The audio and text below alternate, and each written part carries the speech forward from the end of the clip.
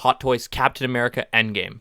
Most people saying the definitive Captain America. Hopefully I will have mine in just a few weeks. But in this video, we are going to be taking a look at these final images, and I'm also going to be giving my updated analysis on what I think about this figure from an investment perspective and from a collection perspective. This is 6 Economist. Let's jump right into it.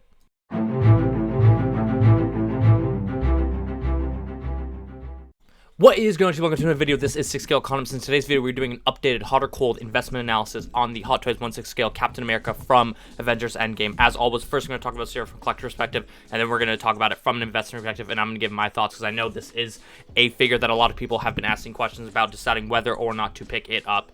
So as we know, this figure obviously was announced what felt like 10 years ago. Finally, it is getting released in Hong Kong. Hopefully Sideshow should be getting it soon.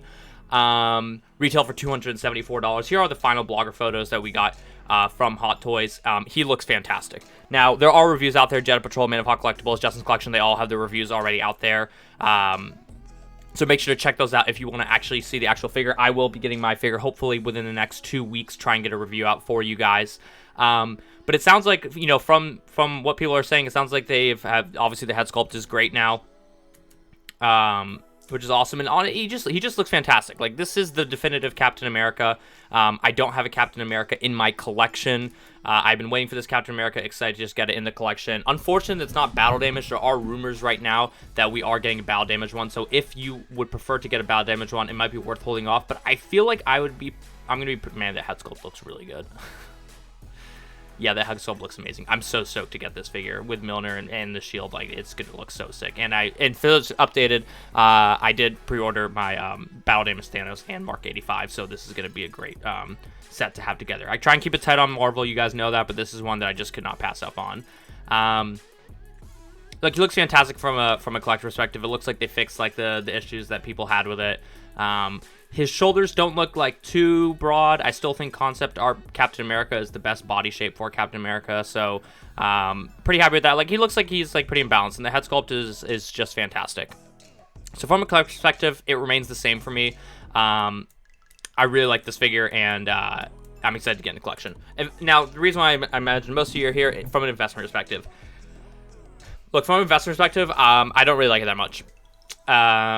Just very blunt. I think there's like a lot of risk with this figure, and then also just like general Marvel things. Like, don't let that deter you from getting this figure if you want this figure. I am getting this figure. I want this figure in this collection. I don't really care what this is going to do from an investment perspective.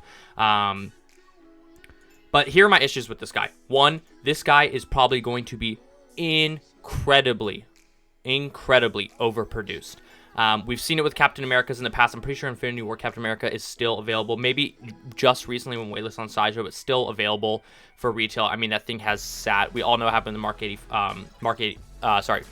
50, sat forever. Like, these main character, like, Marvel figures just sit. And obviously Marvel is, you know, very popular in Asia, and so they are not afraid to produce the crap out of these figures. So, one, you have overproduction risk.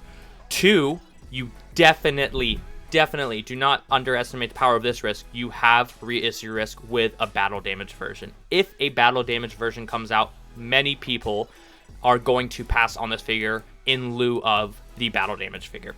We've seen it already with Endgame Thanos. A lot of people have been passing on the clean Endgame Thanos in favor of waiting for their battle damage Thanos. Same thing with Mark 85.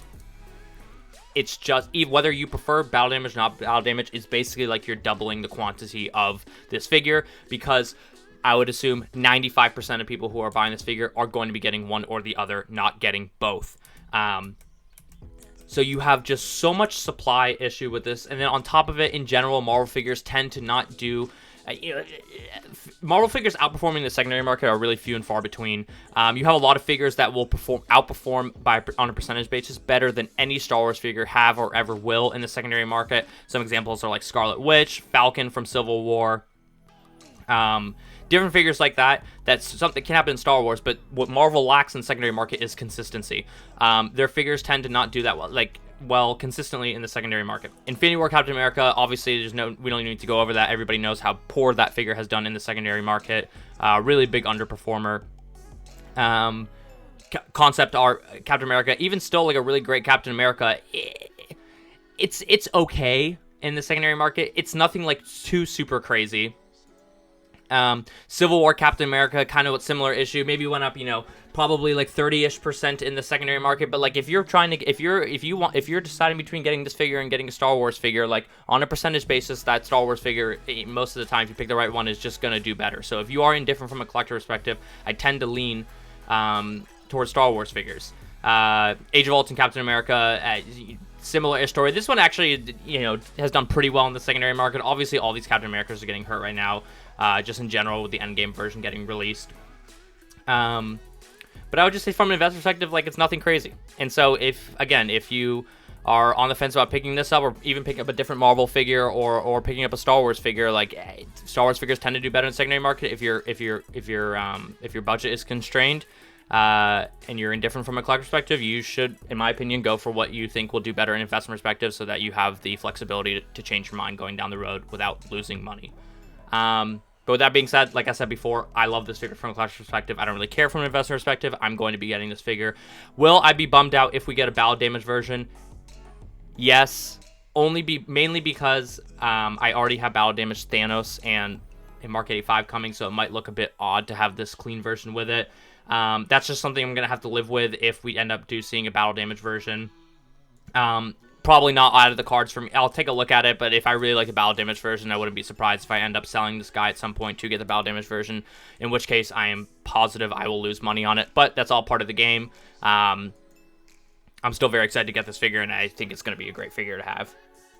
But as always, these are just my thoughts. Let me know in the comment section down below. Are you guys scooping this figure? For all my Star Wars fans out there that keep it really tight like me with Marvel, does this one break the barrier for you to pick up, or are you sticking solely with Star Wars and only getting maybe the major figures in Marvel, even though I would say that this classifies as a major figure for Marvel? Let me know in the comment section down below. I'm going to get out of here. This is 6L Economist. Buy the dip, sell the rip. This is the way. We will see you in the next video.